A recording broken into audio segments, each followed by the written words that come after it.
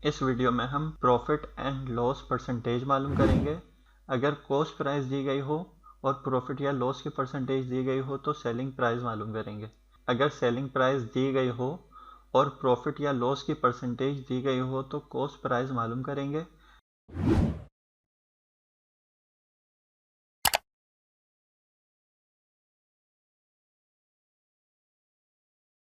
Profit निकालने के लिए सेलिंग से कॉस्ट प्राइस माइनस करते हैं और लॉस निकालने के लिए कॉस्ट को सेलिंग से माइनस करते हैं।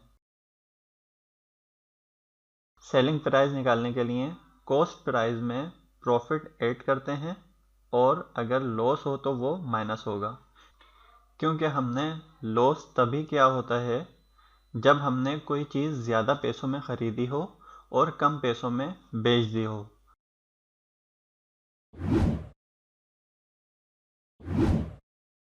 प्रॉफिट या लॉस परसेंटेज मालूम करने के लिए आप सिंपली प्रॉफिट या लॉस को कॉस्ट से डिवाइड करवा कर 100 से मल्टीप्लाई कर देते हैं और परसेंटेज की साइन लगा देते हैं। इस सवाल में प्रॉफिट परसेंटेज मालूम करनी है। अगर कॉस्ट प्राइस हो 240 और सेलिंग 264, प्रॉफिट का formula profit equal to selling price minus cost price. यहाँ सेलिंग प्राइस है 264 और कॉस्ट प्राइस है 240। 264 से 240 माइनस करेंगे तो आया 24। प्रॉफिट परसेंटेज का फार्मूला है profit divided by cost price multiply bye 100। तो प्रॉफिट की जगह प्रॉफिट आया और कॉस्ट की जगह कॉस्ट 240। अब इसे कैलकुलेटर से सॉल्व करते हैं। 24 डिवाइडेड बाय 240 मल्टीप्लाई बाय 100, तो ये आया 10%। इस सवाल में प्रॉफिट या लॉस परसेंटेज मालूम करनी है। अगर कॉस्ट प्राइस हो 240 और सेलिंग 204, हमने 240 की चीज़ 204 में बेची है, इसका मतलब लॉस हुआ है, तो लॉस का फार्मूला यूज़ करेंगे। Loss equal to cost price minus selling price. यहाँ कॉस्ट प्राइस है 240 और सेलिंग प्राइस है 204। 240 से 204 माइनस करेंगे तो आएगा 36। लॉस परसेंटेज का फार्मूला है loss divided by cost price multiply bye 100%। तो लॉस की जगह लॉस आया और कॉस्ट की जगह कॉस्ट 240। अब इसे कैलकुलेटर से सॉल्व करेंगे। 36 डिवाइडेड बाय 240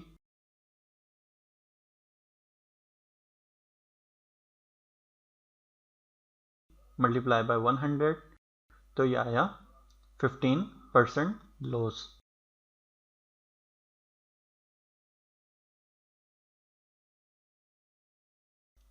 इस सवाल में सेलिंग प्राइस और प्रॉफिट मालूम करना है। एक आइटम जो कि 240,000 में ख़रीदा था और 8% प्रॉफिट पर सेल किया। सॉल्यूशन, सबसे पहले डेटा बनाएंगे। यहाँ कॉस्ट प्राइस है 240,000 और प्रॉफिट परसेंटेज है 8%, तो यहाँ ये दोनों इस तरह आए। प्रॉफिट परसेंटेज के फार्मूले से हम यहाँ प्रॉफिट कैलकुलेट करेंगे।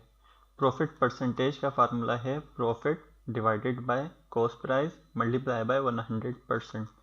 हमारे पास यहाँ प्रॉफिट परसेंटेज और कॉस्ट प्राइस गिवन है और प्रॉफिट मालूम करना है, तो हम अगर कॉस्ट प्राइस को प्रॉफिट परसेंटेज से मल्टीप्लाई कर दें तो हमारे पास प्रॉफिट आ जाएगा। लिहाजा हमने यहाँ लिखा the amount of profit equal to cost price multiply by rate of profit. Cost price आई 240,000 और प्रॉफिट परसेंटेज है 8%। 8% का मतलब है 8 डिवाइडेड बाय 100। जब इसे कैलकुलेटर से सॉल्व करेंगे तो आएगा 19,200, यानी यह हमारे पास आ गया प्रॉफिट। अब हम निकालेंगे सेलिंग प्राइस। सेलिंग प्राइस बराबर होती है कॉस्ट प्राइस प्लस प्रॉफिट, तो यहाँ आया 240,000 प्लस 19,200 इक्वल टू 259,200। इस सवाल में सेलिंग प्राइस और लॉस मालूम करना है। एक आइटम जो कि 40,000 में ख़रीदा था और 28% लॉस पर सेल किया। सॉल्यूशन, सबसे पहले डेटा बनाएंगे। यहाँ कॉस्ट प्राइस है 40,000 और लॉस परसेंटेज है 28%। तो यहाँ ये दोनों इस तरह आए।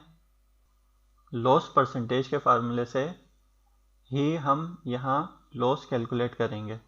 लॉस परसेंटेज का फार्मूला है loss divided by cost price multiply bye 100%। हमारे पास यहाँ लॉस परसेंटेज और कॉस्ट प्राइस गिवन है और लॉस मालूम करना है। तो हम अगर कॉस्ट प्राइस को लॉस परसेंटेज से मल्टीप्लाई कर दें तो हमारे पास लॉस आ जाएगा।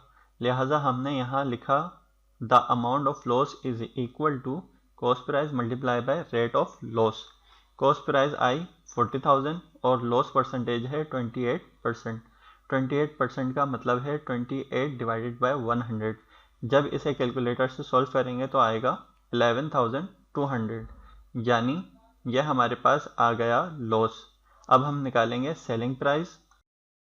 सेलिंग प्राइस का फार्मूला है selling price equal to cost price minus loss. तो यहाँ आया 40,000 माइनस 11,200 इक्वल टू 28,800।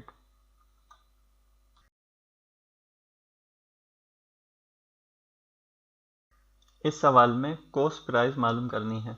सॉल्यूशन, सबसे पहले डेटा बनाएंगे। यहाँ सेलिंग प्राइस है 270 और प्रॉफिट परसेंटेज है 12%। तो यहाँ ये दोनों इस तरह आए। अब हम फर्स्ट कर लेते हैं कि कॉस्ट प्राइस उस आइटम की 100% है। तो अगर कॉस्ट प्राइस 100% है तो सेलिंग प्राइस होगी 100% प्लस 12%, क्योंकि 12% यहाँ प्रॉफिट परसेंटेज दी गई है।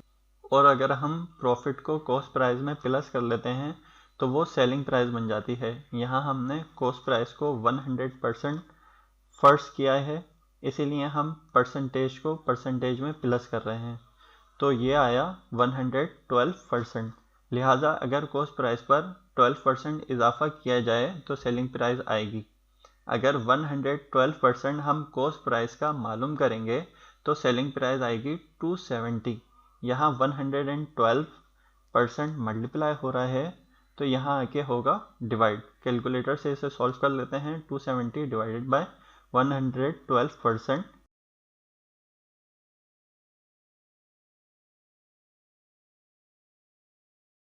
Equal to 241.07। अब हम अपने इस आंसर को रीचेक कर लेते हैं। कॉस्ट प्राइस यानी 241.07 का अगर 112% निकालें तो क्या सेलिंग प्राइस 270 ही आएगी? तो कैलकुलेटर में 241.07 को मल्टीप्लाई किया 112% से तो आ गया 270। जी हाँ, हमारा आंसर बिल्कुल ठीक है। इस सवाल में भी कॉस्ट प्राइस ही मालूम करनी है, लेकिन यहाँ प्रॉफिट की जगह अब लॉस दिया गया है। सॉल्यूशन, सबसे पहले डेटा बनाएंगे। यहाँ सेलिंग प्राइस है 250 और लॉस परसेंटेज है 2%। तो यहाँ ये दोनों इस तरह आए। अब हम फर्स्ट कर लेते हैं कि कॉस्ट प्राइस उस आइटम की 100% है। अगर कॉस्ट प्राइस 100% है तो सेलिंग प्राइस होगी 100 माइनस 2%, क्योंकि हमने देखा था जब लॉस दिया गया हो तो कॉस्ट प्राइस से हम लॉस को माइनस करते हैं। तो यहाँ हमने फर्स्ट किया है 100% कॉस्ट को, लिहाजा 2% को हमने इसमें से माइनस किया तो आया 98%। अगर कॉस्ट प्राइस में 2% कमी की जाए तो सेलिंग प्राइस आएगी। तो अगर 98% हम कॉस्ट प्राइस का निकालेंगे तो सेलिंग प्राइस आएगी 250। यहाँ 98% मल्टीप्लाई हो रहा है तो यहाँ आके डिवाइड। कैलकुलेटर से इसे सॉल्व करते हैं। 250 डिवाइडेड बाय 98% इक्वल टू 255। अब हम अपने इस आंसर को रीचेक कर लेते हैं। कॉस्ट प्राइस यानी 255 का अगर 98% निकालें तो क्या सेलिंग प्राइस 250 ही आएगी? तो कैलकुलेटर में 250 को मल्टीप्लाई किया 98% से